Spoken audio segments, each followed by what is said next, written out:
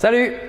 Aujourd'hui, je te propose une nouvelle vidéo dans laquelle je souhaite te parler d'une règle que j'ai mis du temps à intégrer et qui aujourd'hui change ma manière de voir les choses qui m'arrivent. La conscience que tout événement est équilibré, qu'il y a du positif et du négatif dans chacune de tes expériences. On peut la nommer la loi de l'équilibre. C'est comme le yin et le yang, ce symbole qui illustre l'équilibre entre forces opposées et complémentaires. C'est comprendre qu'il y a du positif dans les événements perçus comme négatifs et aussi, c'est un peu moins marrant, du négatif dans les événements perçus comme que positifs. Par exemple, le coup de foudre. Ah oui, désolé. Cette loi, cette règle permet donc de comprendre, et il est là l'essentiel du message que j'aimerais te communiquer aujourd'hui. Les expériences perçues comme négatives peuvent être des opportunités déguisées pour la croissance personnelle. La tienne, voire celle de tes proches. Si tu décides d'utiliser ton vécu, ton parcours, tes enseignements pour avancer personnellement ou pour aider les autres. Il y a, j'aime surtout le voir ainsi, dans ces moments difficiles que la vie peut nous faire traverser des cadeaux cachés.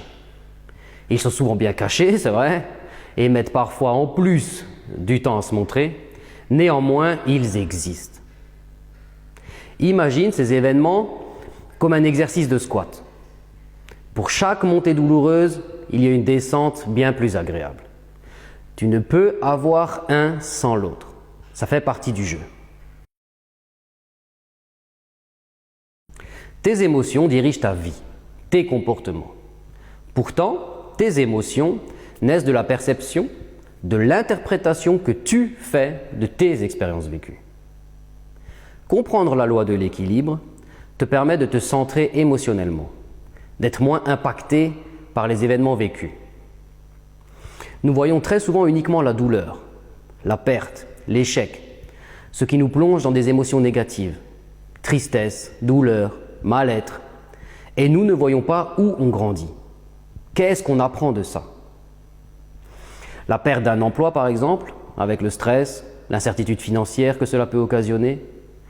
Mais cette situation peut aussi être vue comme une possibilité de se réorienter, de se lancer dans un projet personnel, d'acquérir de nouvelles compétences et d'être plus épanoui qu'avant. Un autre exemple, pour parler d'un sujet plus perso, la fin d'une relation, qui peut être vécue comme un échec personnel, entraîner de la tristesse, de la solitude, une perte de confiance en soi, et qui finalement, tout doucement, se transforme en opportunité de se développer personnellement, de découvrir sa vraie identité, d'accéder à ce que je n'aurais pu imaginer, et être là, devant toi, à faire des vidéos pour essayer d'aider un max de monde. Ce pourquoi finalement je suis fait. Et ça sans compter, et ce n'est pas rien, sur le fait que finalement tu trouveras quelqu'un qui te correspondra encore plus. Le but n'est pas d'ignorer le négatif ou la douleur, de manquer de respect à une personne qu'on a aimée. Simplement de se demander pourquoi cela s'est passé ainsi. Qu'est-ce que cela m'apprend? Qu'est-ce que cela m'apporte? Qu'est-ce que je peux en faire pour moi, pour les autres?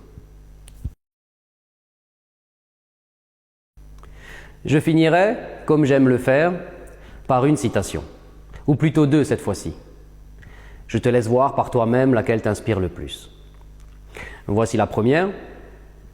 Ce n'est pas parce que les choses sont difficiles que nous n'osons pas les faire. C'est parce que nous n'osons pas les faire qu'elles sont difficiles. Et voici la seconde. Parfois, vous pouvez voir les choses se produire sous vos yeux et tirer les mauvaises conclusions.